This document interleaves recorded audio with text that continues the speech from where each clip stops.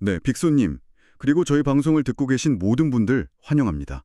빅소님이 보내주신 자료들을 보니까 와, 일라일릴리가 2025년 가을부터 정말 무섭게 올랐더라고요. 맞아요.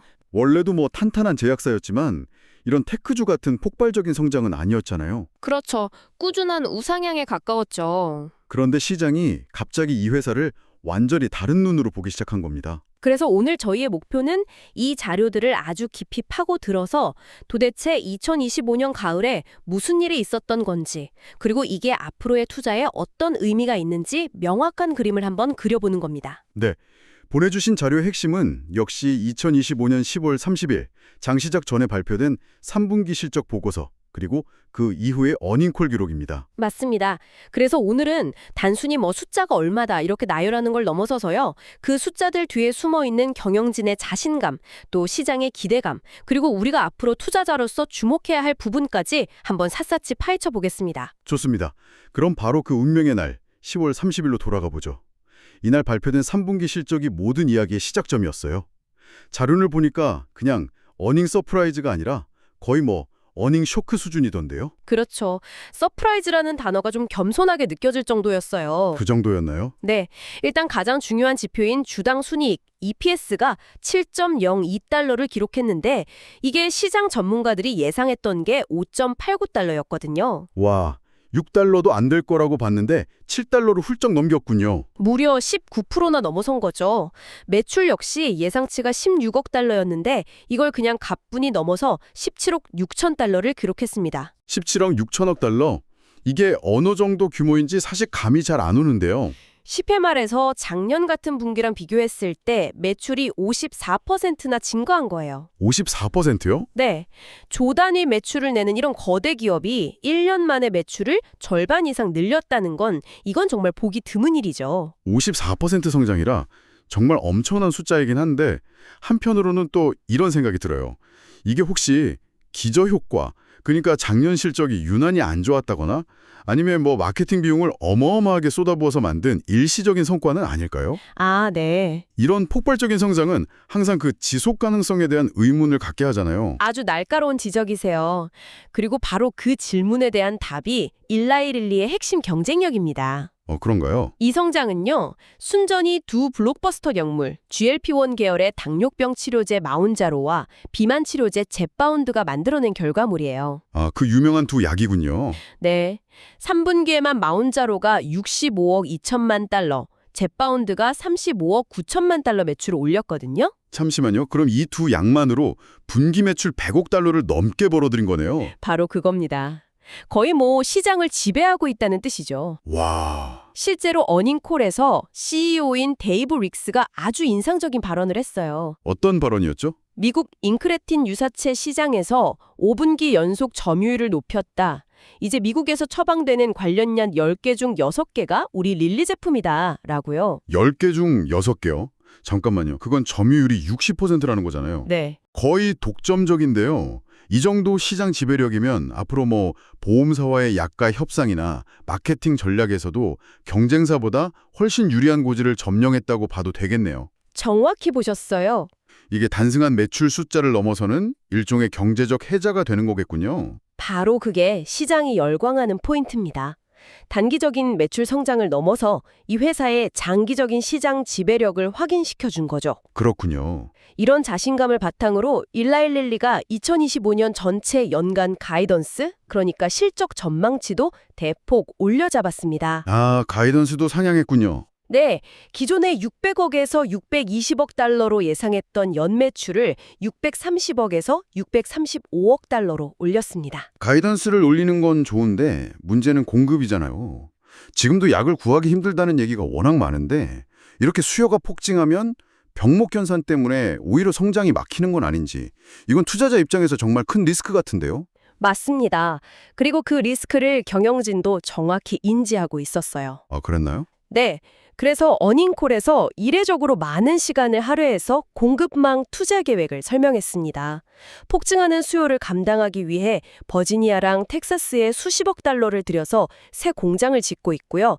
푸에르토리코에 있는 기존 공장도 확장하고 있다고 밝혔어요. 아, 그러니까 수요는 넘치는데 물건이 없어서 못 파는 최악의 상황은 막겠다는 강력한 의지를 보여준 거군요. 바로 그겁니다. 알겠습니다. 10월 30일의 실적이 주가 폭등의 기폭제가 된 건 분명해 보이네요. 그런데 빅서님이 보내주신 핀비즈 차트를 보면 주가는 10월 초부터 이미 꿈틀대기 시작했어요. 맞아요. 그 전부터 움직임이 있었죠. 최근 분기에만 48% 이상 상승해서 10월 초에 700달러대였던 주가가 지금 1000달러를 훌쩍 넘어섰잖아요.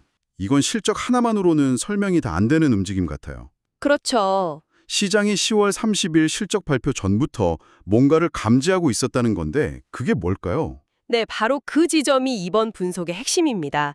10월 30일 실적은 활활 타오르는 불에 기름을 분 격이었고 사실 그 불씨는 10월 초부터 펴오르고 있었어요. 불씨요? 네, 크게 보면 세 가지 결정적인 사건이 연달아 터졌습니다. 세 가지 사건이나요? 궁금한데요. 첫 번째 신호탄은 10월 초 정치권에서 나왔습니다.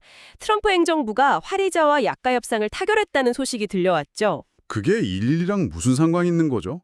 이게 왜 중요하냐면 당시 제약 바이오 섹터 전체를 짓누르던 가장 큰 리스크가 바로 정부의 약가 인하 압박이었거든요. 아, 섹터 전체의 문제였군요. 네, 그런데 이 딜이 성사되면서 최악의 시나리오는 피했다 하는 안도감이 시장에 쫙 퍼지기 시작한 겁니다.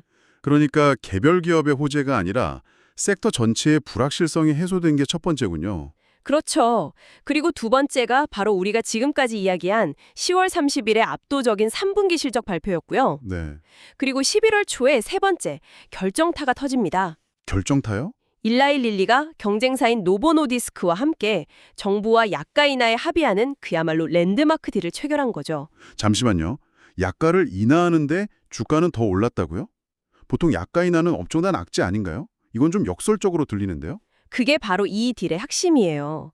겉으로 보기엔 손해 같지만 실제로는 더 큰 것을 얻어낸 거죠. 더 큰 거라니요? 단기적인 가격 인하를 감수하는 대신 정부로부터 두 가지 아주 큰 선물을 받은 셈입니다. 하나는 메디케어 같은 거대한 공공보험 시장에 대한 안정적인 접근성, 그리고 또 하나가 바로 속도입니다. 속도요? 네, 속도. 바로 그 속도가 미래의 게임 체인저로 불리는 신약과 연결되는 겁니다. 아, 설마 맞습니다. 이 랜드마크 딜의 대가로 FDA의 신약 심사 기간을 단축시켜주는 우선 심사 바우처를 받은 것으로 알려져 있어요. 우선심사 바우처? 그리고 그 바우처를 바로 경구용, 즉 먹는 알약 형태의 비만 치료제 오르포글리프론에 사용하겠다는 기대감이 시장을 완전히 뒤흔든 겁니다. 와, 주사제가 아니라 먹는 약이라는 건 이건 단순히 편의성 문제를 넘어설 것 같은데요.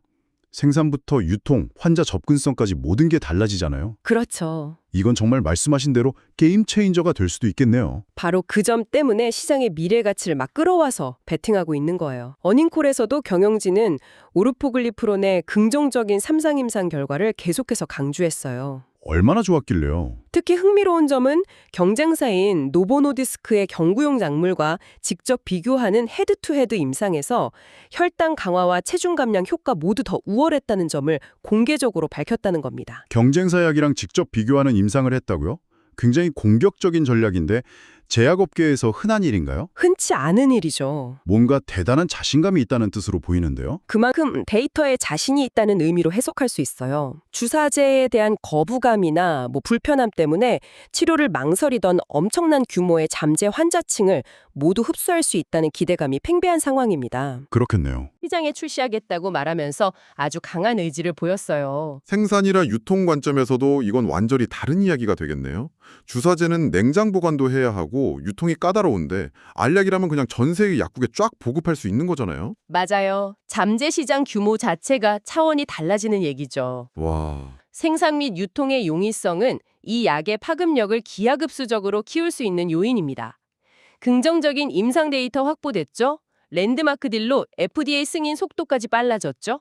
그러니 2025년 말부터 글로벌 규제기관의 승인 신청을 시작해서 2026년에는 미국 시장에 출시될 것으로 기대하고 있습니다. 자, 그럼 이 모든 정보를 종합해 볼 때 빅손님이나 저희 방송을 듣고 계신 투자자분들이 앞으로 일라일릴리를 계속 지켜본다면 구체적으로 어떤 데이터나 이벤트를 가장 중요하게 체크해야 할까요? 핵심만 딱 짚어주시죠. 크게 세 가지를 매 분기마다 확인해야 합니다. 세 가지요? 첫째는 역시 현재의 캐시카워, 마운자로와 젯바운드의 성장 지속성입니다. 특히 수요를 공급이 차질 없이 따라가 주는지 봐야 해요. 아까 말씀하신 버지니아나 텍사스의 신규 공장 건설이 계획대로 잘 진행되고 있는지 분기별 생산량 데이터가 어떻게 나오는지를 계속 확인해야겠군요. 정확합니다. 그리고 둘째는 방금 이야기한 게임 체인저 오르포글리프론의 성공적인 시장 안착입니다. 오르포글리프론이요? 네, FDA 승인 일정이 지연되지는 않는지, 그리고 출시된다면 초기 처방 데이터와 함께 가장 중요한 가격 정책이 어떻게 결정되는지를 눈여겨봐야 합니다. 아, 그렇죠. 효과가 아무리 좋아도 너무 비싸면 그림의 떡이 될 수 있으니까요.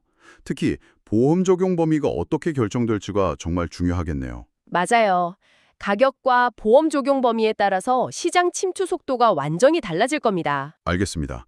그럼 마지막 세 번째는 뭔가요? 마지막 셋째는 경쟁 구도 변화입니다. 이 비만 치료제 시장은 일라일릴리 혼자 뛰는 운동장이 절대 아니에요. 최대 경쟁사인 노보노디스크의 움직임을 말씀하시는 거군요. 네, 노보노디스크 역시 최근 M&A를 통해서 비만 치료제 파이프라인을 강화하는 등 정말 발빠르게 움직이고 있거든요. 노보노디스크의 M&A가 구체적으로 릴리의 어떤 약점을 파고드는 전략이라고 볼 수 있을까요? 단순히 파이프라인 늘리기 이상의 의미가 있을 것 같은데요. 좋은 질문이에요. 릴리가 GLP-1이라는 단일 타깃에 집중하는 반면에 노보노디스크는 최근 다른 기전을 가진 신약 후보 물질을 개발하는 회사들을 인수하면서 포트폴리오를 다각화하고 있어요. 아, 다른 방식을 시도하는군요. 네, 이건 장기적으로 GLP-1 약물에 내성이 생기거나 부작용을 겪는 환자 그룹을 공략하려는 전략으로 볼 수 있습니다. 즉, 릴리의 아성에 도전할 새로운 무기를 계속 준비하고 있는 셈이죠. 그렇군요. 그래서 경쟁사의 신약 개발 동향과 시장 점유율 변화를 항상 함께 주시해야 합니다. 오늘 정말 깊이 파봤네요. 마지막으로 빅소님과 투자자분들이 생각해 볼 만한 이 자료들 너머에 더 큰 그림 같은 게 있을까요? 네, 자료들을 깊이 들여다보면 아주 흥미로운 움직임이 하나 보여요. 어떤 거죠? 일라일릴리가 최근 월마트와 제휴해서 약을 매장에서 바로 픽업할 수 있게 하거나 릴리 다이렉트라는 자체 온라인 플랫폼을 확장하고 있다는 점입니다. 이건 기존 제약사의 비즈니스 모델을 좀 벗어나려는 시도거든요.